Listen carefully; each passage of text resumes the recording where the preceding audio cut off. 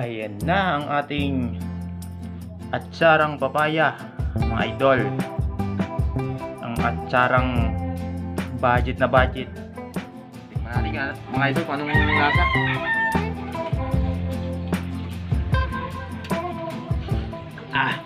Asin. Sarap mga idol, lasang suka.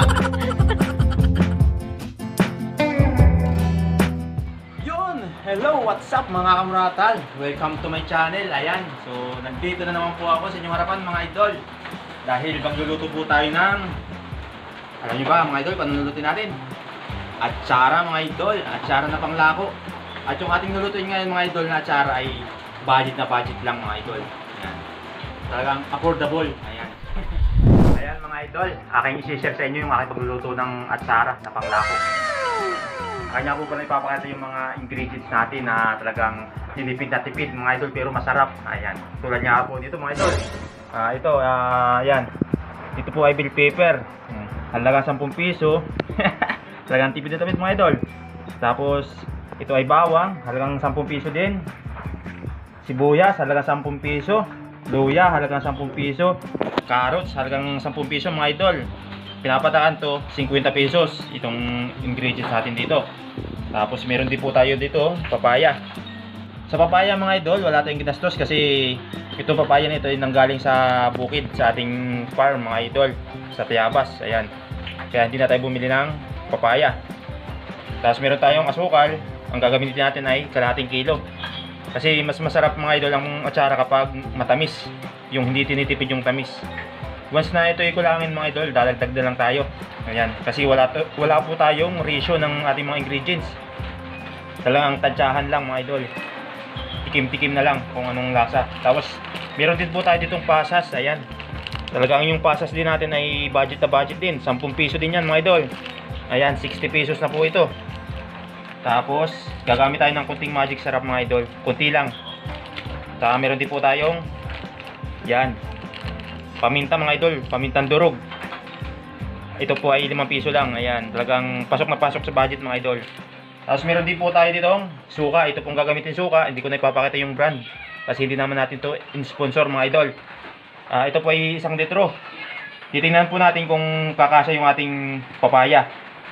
Pag hindi kumasya, dagdag din tayo mga idol. Ayan, kasi wala tayong ratio sa ating pagluluto. Tayo tansyahan lang mga idol. Nung una kasi mga idol, yung in-upload ko din mga idol yung paano gumawa ng atsara papaya. Ayan. So, yun sa pagluluto na yun, marami din ang sarapan kaya ito po yung second batch na magluluto tayo ng atsarang papaya. Ayan, na panglako mga idol. Ibig sabihin okay yung lasa kahit sa ay tipid na tipid. Ayan mga idol, di ba? Ayos. Tapos yan, itong papaya natin mga idol, itong papaya natin, ito ay atin ng kumbaga hinugasan. Tapos ito ay inano mo natin, nilamas sa asin. Tapos bago natin piniga para yung katas niya matanggal. Kasi yung katas niyan medyo makati. Ayan. Kaya atin piniga sa asin.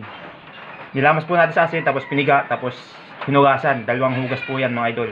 Para mawala po yung alat niya. Para yung timplada natin ayos na ayos. Hindi mapapaalat. Ayan mga idol. Tapos ang gagawin naman natin ngayon mga idol, tayo ay magpapakulo ng ating suka. Kaya po tayo nagpapakulo ng suka para po matanggal yung acid niya.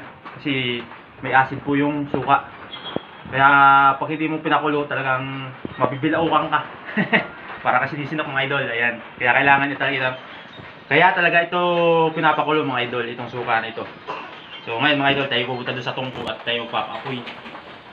Ayan mga idol, let's go. Ayan mga idol, dito po tayo magluluto sa tungko. Ayan. Tapos ito po yung ating gatong. Ayan, sinibak din po natin yung gatong. Kaso nga lang ito ay ating pang papaiksin mga idol. Ayan, puputulin natin para pumasok dito sa tungko. Pati yung gatong mga idol, tipid na tipid din. Kahoy.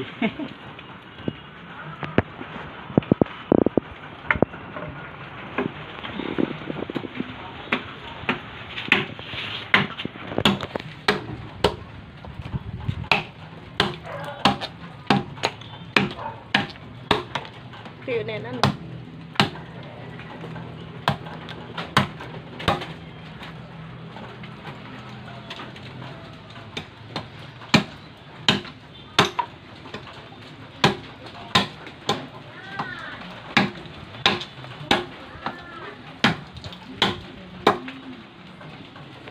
Ayan mga idol, oh. Ganyan na kaiksi.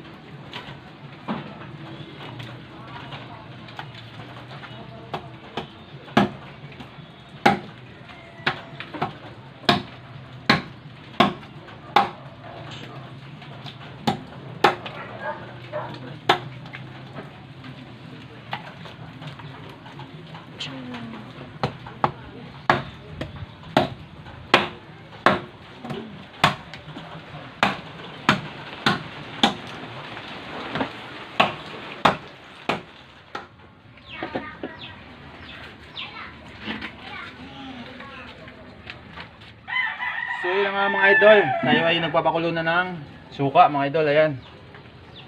Kaya po natin pinapakulo yan para matanggal yung acid nya. Kasi ito na po yung ating mga ingredients mga idol, ayan. Ihuhulog na natin kasi medyo nakulo-kulo na. Ayan. Tapos dito po natin titiplahan bago ilagay yung papaya mga idol.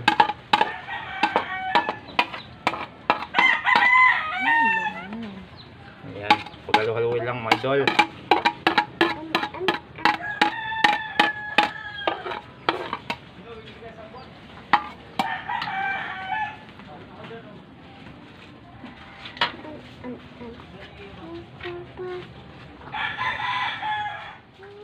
Ayan, taktakan na po natin ng kunting paminta mga idol. Ayan, habang nakulo.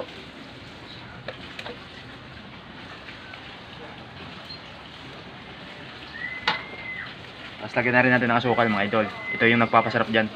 Kailangan kasi matamis.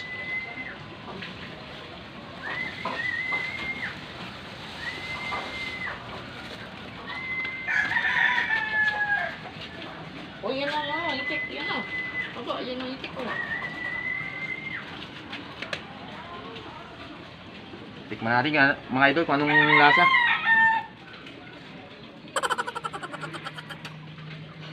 Ah, Asin. sarap mga idol, lasang suka.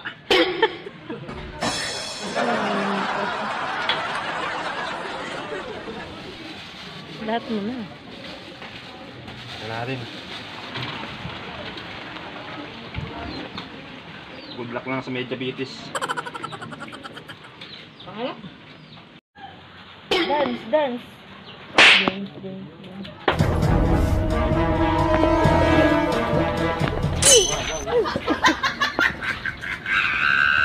Hindi kaya madilim. Hindi. Ay mga idol, kumukulo na itong ating itong ating suka, kumukulo na mga idol. Atin nang ilalagay itong papaya. Tapos yung papaya mga idol, huwag nating masyadong ibabad kasi maluluto siya. Kailangan ito i-half cook lang. Dahil ang magluluto dito mga idol yung suka. Ayan. Yung suka po ang magluluto dyan. Kaya kailangan half cook ang inyong pagkakagawa. Ayan. Halu-haluin nyo mga idol para yung ingredients na maghalo-halo. Ayan. Kasi bababad po natin ng 2 araw para yung ingredients na kumapit sa papaya.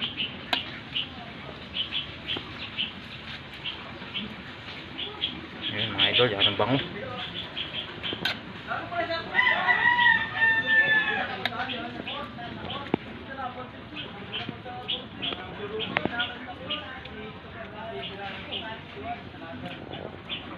Ayan mga idol, ang ating atsarang papaya. Ayan, medyo painitan lang natin ng kauntian para medyo lumambot.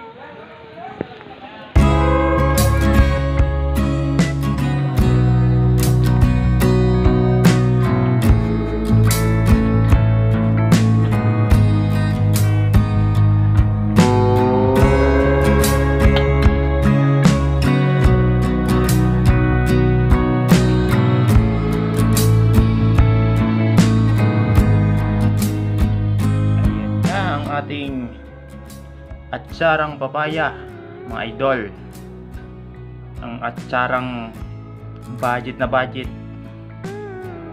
Ha, ito po yung ating ibababad ng 2 araw mga idol bago natin ilako para kapit na kapit yung lasa nya dun sa papaya.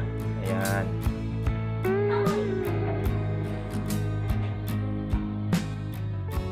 So yun na nga po mga idol, tapos na po tayo magluto ng ating atsara papaya na talagang budget na budget mga idol.